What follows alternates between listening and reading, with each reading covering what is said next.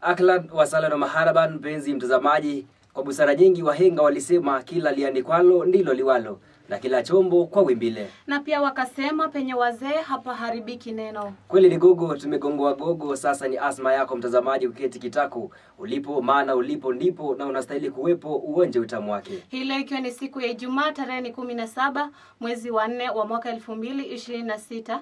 Karibu kwenye taarifa za Hightech. Jina langu ni Eunice Wanjiru. Nami ni Thomas Malinda. Hujambo na karibu. Rais William Ruto amesema Kenya na Ureno zinadhamini kwa dhati ushirikiano wa muda mrefu ulioanzishwa miongo mitano iliyopita.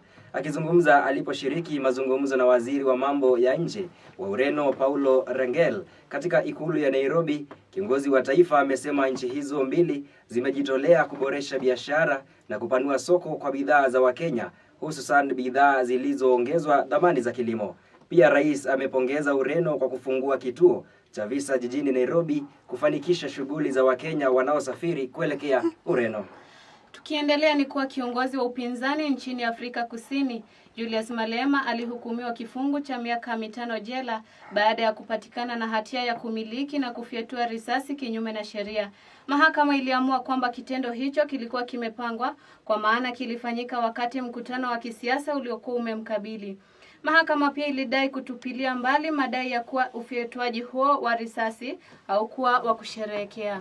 Na mtazamaji, waandishi wetu wa habari wamekita kambi eneo tofauti kwa ajili ya kukuletea habari tendeti na zinazoaminika. Na tunaanza na mwandishi wetu wa habari Jabeth Ochiru ambaye ameandaa habari kuhusu naibu wa rais Kithure Kindiki anayewasuta wapinzani. Naibu wa rais Profesa Kithure Kindiki amewasuta wapinzani kujiandaa kulambisha sakafu katika uchaguzi wa mwaka ujao.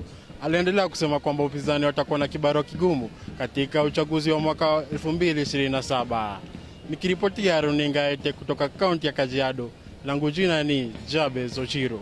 Tukisonga mbele ni kuwa waziri wa afya Aden Duale amesema ya kwamba madeni yote ya SHA yatalipwa. Tunaungana naye Eunice Mtua kwa maelezo zaidi.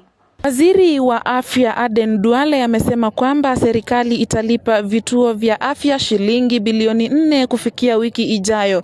Waziri huyo amesema kuwa madeni hayo yaliyokuwa ya NHIF yamejumuishwa katika bajeti ya ziada, huku akisisitiza kuwa hospitali ambazo zinadai chini ya shilingi milioni 10 ndizo zitakazolipwa kwanza, hatua ambayo amesema itasaidia vituo vidogo vilivyoathirika kifedha. Nikiripotia runinga ya Hightech kutoka kaunti ya Nairobi, jina langu ni Eunice Mutua.